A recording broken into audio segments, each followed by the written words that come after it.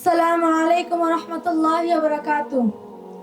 আশা করছি আল্লাহর অশেষ রহমতে আপনারা সবাই খুব ভালো আছেন।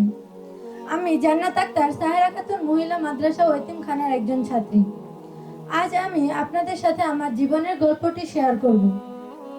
শত শত এতিম মেয়ে, কিন্তু শত শত এতিমের চেয়ে আমার গল্পটি একটু ভিন্ন। কে আমার বাবা, কে আমার মা, কোথায় আমার বাড়ি, কিছুই জানি না। আমি ছোটবেলা থেকেই স্বজনহারা। এই পুরো পৃথিবীতে আমার আপন বলতে কেউই নেই।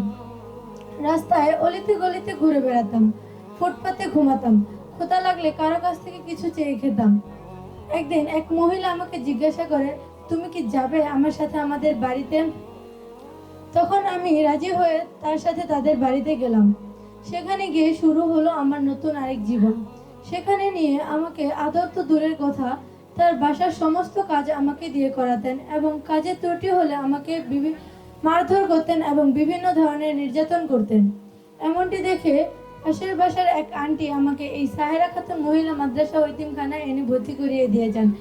এখানে এসে আমি পেয়ে গেলাম নতুন আরেকটি জীবন। এখানে এসে আমার কোনো কিছু নিয়ে চিন্তা করতে হচ্ছে না। পড়ালেখা, বস্ত্র সবকিছুই আমি এখানে এসে পেয়ে গেলাম। এখানে আমি পড়াশোনার পাশাপাশি বিভিন্ন ধরনের বেকিং আইটেমও শিখতে পারছি। আলহামদুলিল্লাহ, এখানে আমি খুবই ভালো আছি।